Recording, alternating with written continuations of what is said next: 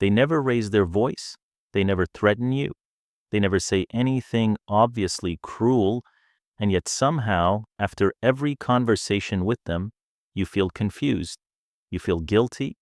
You feel like everything is your fault, even when you're not sure what you did wrong.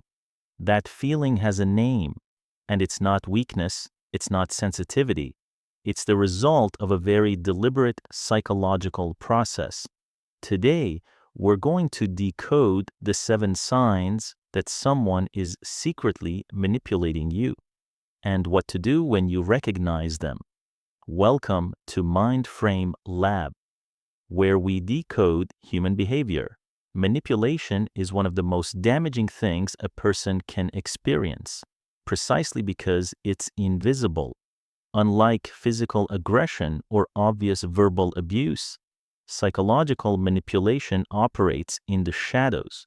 It rewires how you think about yourself and reality without you ever realizing it's happening.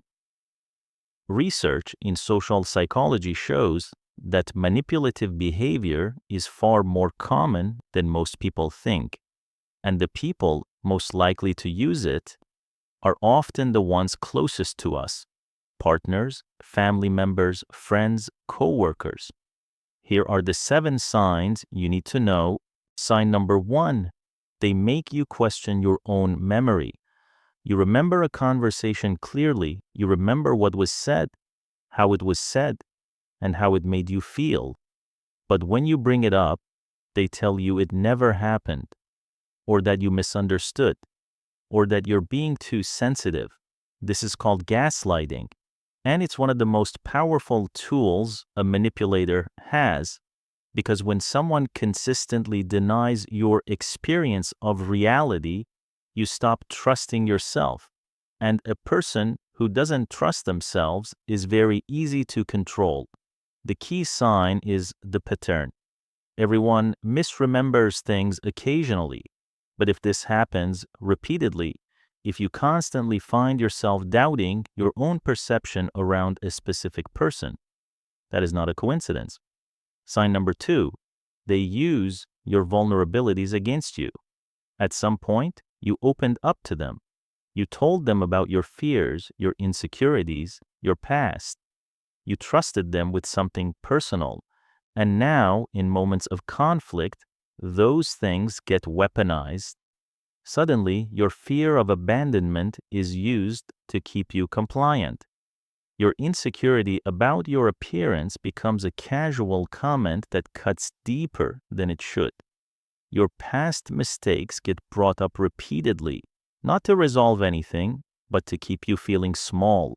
A safe person holds your vulnerabilities with care.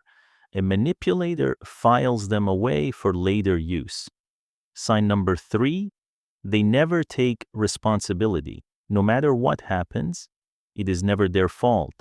If they hurt you, you provoked them.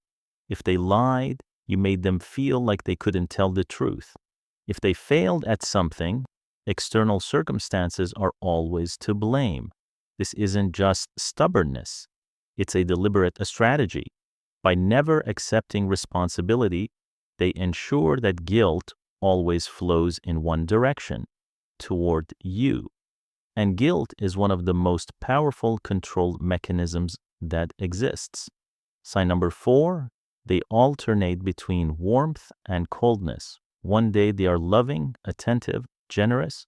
The next day they are distant, cold, or subtly cruel, and you have no idea why. You find yourself constantly trying to get back to the good version of them. You change your behavior. You walk on eggshells. You apologize for things you didn't do.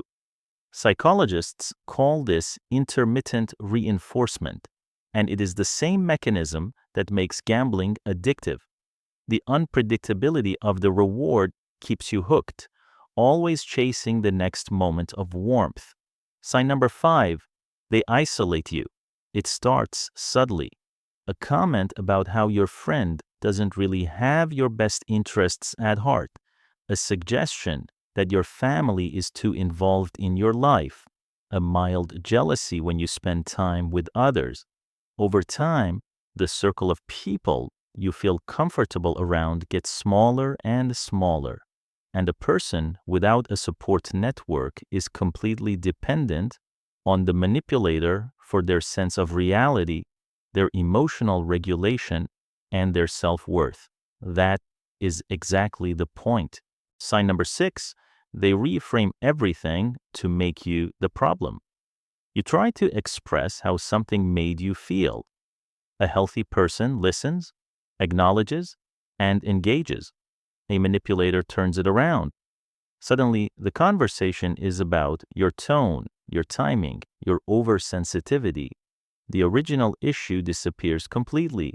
This technique is sometimes called DARVO: deny, attack, reverse victim, and offender.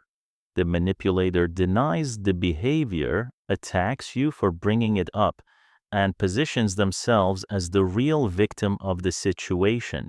It is disorienting by design.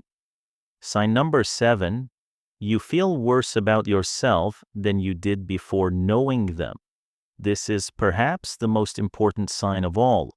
Healthy relationships, even difficult ones, should, over time, contribute to your sense of self-worth. You should feel more capable, more understood, more yourself. If instead you feel more confused, more anxious, less confident, and less sure of your own judgment than when you first met this person, pay attention to that. Your nervous system is telling you something your conscious mind might not be ready to accept yet. Recognizing manipulation does not mean assuming bad intent in everyone around you. Most people are not manipulators, but some are. And the ones who are tend to be very good at making you believe the problem is you. The antidote is knowledge. When you can name what is happening, it loses some of its power over you. You stop internalizing, you start observing, and that shift from victim to observer is where your freedom begins. If this video made you think of someone in your life, share it with someone who might need to see it. And if you want to keep decoding human behavior, subscribe to MindFrame Lab. New video every week. See you in the next one.